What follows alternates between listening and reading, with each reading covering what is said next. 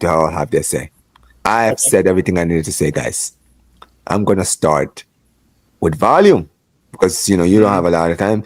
Barca volume. There you see it. I've just said, you've just heard what I just said, right? You can go check it out when you're on Twitter later. But from the gist of it, we know that Javier Galán, he filed a complaint to the high courts in Spain a few weeks ago, right? About this situation, right? Where he called out Tebas for giving away our financial confidentials, right? Our private financial accounts to Bilbao, which basically Bilbao gave to Nico Williams, right? To show them all of our deals and our transfer deals and everything else. You understand what I mean, right? When it comes down to it, like the stadium, the levers, like basically everything that has anything to do with our financial transfers in, revenue in, everything, right? All of it was in there, right? This is a private confidential thing that comes between the club and the league, and it was handed to Athletic Bilbao without Barcelona or Laporta's acceptance. He did not tell them to do that, right? And we remember, because after Nico Williams made this U-turn, I remember telling you, I was like, bro, this doesn't sound legal, because if it's private, then shouldn't that's technically illegal, because I don't think Barcelona would reluctantly give away their private financial documents to Bilbao, right? And now all the news has now come out that apparently it was, and this could cause man like Tebas, the absolute fraud that he is, to finally be kicked out of his office. But what do you think about this situation, bro?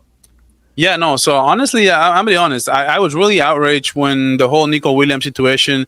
Nobody will tell me otherwise. He had 100% everything to do with that 180 that Nico Williams pulled on Barcelona. I think Nico Williams thought the situation with Barcelona was different, and he shared information with Bilbao, because I remember, I remember like it was yesterday. Athletic Club, or I called it Pathetic Club, because at that time, the president of Atletico Bilbao went to Madrid. He traveled to Madrid because he wanted answers, and he wanted to see what was going on and why was Barcelona doing this. And honestly, I was at that moment, I was thinking like, what, the president of La Liga, or the president of Bilbao, he can't make a call to La Liga and to actually get some explanation of apparently he flew there, or he drove there because he wanted information as far as the financial status of Barcelona. And Barcelona is Athletic Club that Barcelona couldn't afford it, basically. And I guess they were right at the end of the day, because Barcelona, I don't know if they had enough cap space. So in that sense, maybe they were right, but it was no business from Javier Tebas to do that. And now I follow another channel in Spanish that he's very informative. Okay. So he was talking about the idea of Javier Tebas doing something illegal, sharing paperwork to Athletic Club, and that was ultimately hijacked the deal from Nico Williams to Barcelona. So these had everything to do. So Miguel Galán, who's highly regarded, is a highly regarded lawyer. He's a president of the I can't remember what I just called them the CNF. Yeah. So he's the president, and he's a very, very respected guy. He's been on huge news like a Chiringuito. He's been on like this Spanish that are super big to explain this situation. And he said, you know what? He's the one suing Tebas under so many grounds. It's not even funny. Barcelona had, at this point, like 4 to 5 chances to suing Tebas. I don't know what Tebas has on Barca, because Barca had every chance to sue Tebas, and they just never choose to do it. And finally, Miguel Galán is the one who steps up and actually sues Tebas.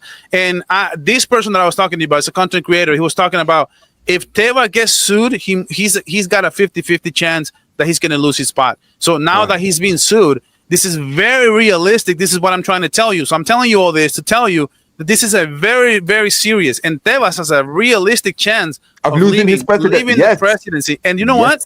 That is the best thing that could ever happen to La Liga, and that is the worst thing that's going to happen to Real Madrid. And I know a lot of Madridistas don't want to hear this, but he's a Madridista. He's a very well-known Madridista.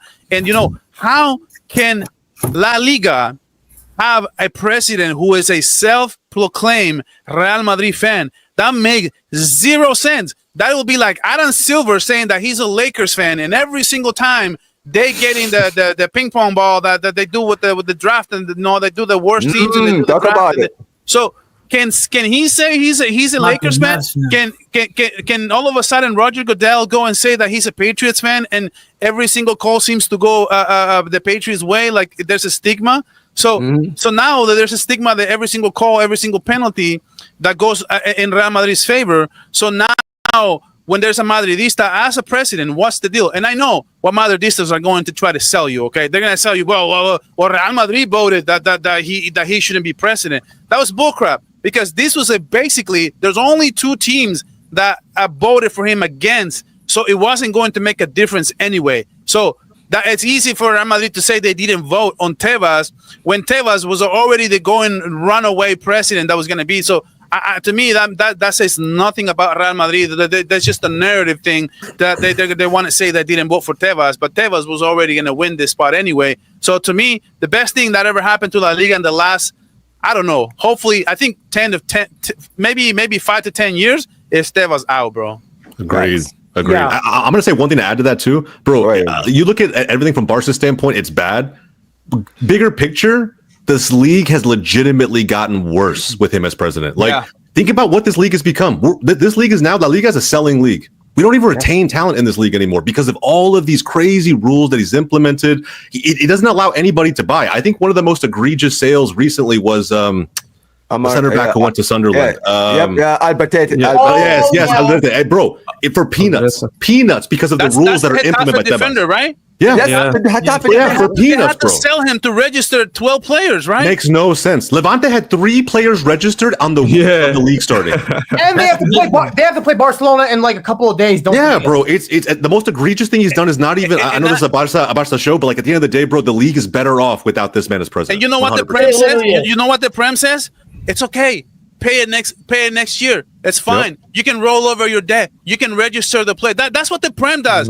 That's why they know how they spend so much money. I know Liverpool made money this season, okay? But before they made that money, they spent 300 million euros. And what people are going to say is, well, they sold like 150. They got 150. Yeah, they got that money back after they bought the players. So they had the money to spend it before they even sold anybody. So, and that's what the Prem will tell them is, you guys can roll over your debt for next or 2, 3, 4 years, kind of like a layaway thing. That's the difference between in La Liga. It's like a business. Whatever you make, that's how much you can spend. That's global volume. This is the thing.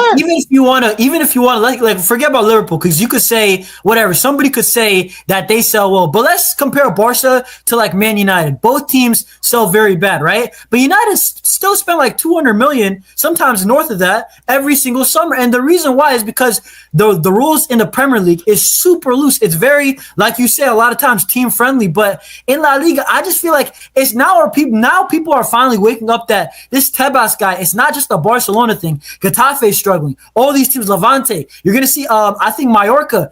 I believe they only had Pablo Torre out of all their signings registered. So it's not like it's us. It's the whole league that's going to suffer. And the only teams. The league is already suffering at this point. Yeah, it is. And bro, imagine that. Look, and Spain still somehow dominates continental competitions. Imagine a world where La Liga was more man.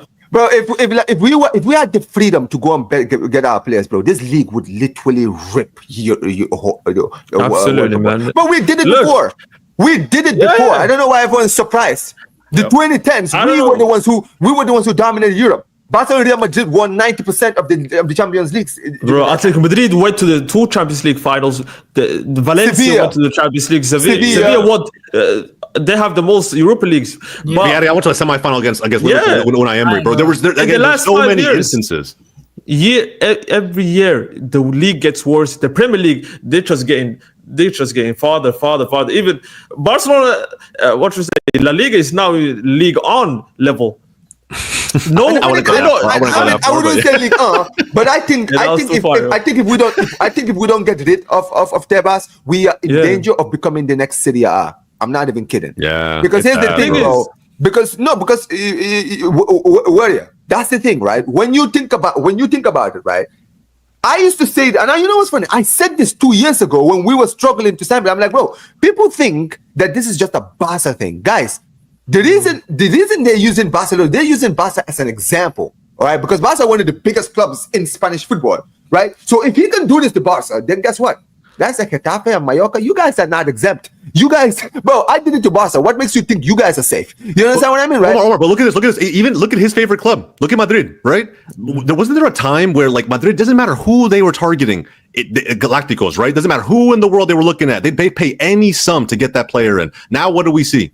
We see free deal after free deal after free deal. Yeah, they'll spend a little money here and there on young players. Don't get me wrong, right? The Hoysons of the world, the Carreras of the world, they'll bring those guys in, but they'll never drop a bag like they used to. And I think it's just a sign of the times. They're still getting the players that they want to an extent, but they're waiting until some of the best players around the world are available on a free because of how the rules are structured. I think Madrid is the only club from the big three that can actually spend a lot of money in the last 2 seasons. Atleti's been dropping cash like crazy. Atleti's been dropping a lot of money. I can't lie. I think that's because the stadium, Wanda Metropolitano, is very good outside of football. They host a lot of concert. They make a lot of money from it's also been built for a while too, so they've had it now for a little while. They paid it off and like they've had some of those things, so yeah.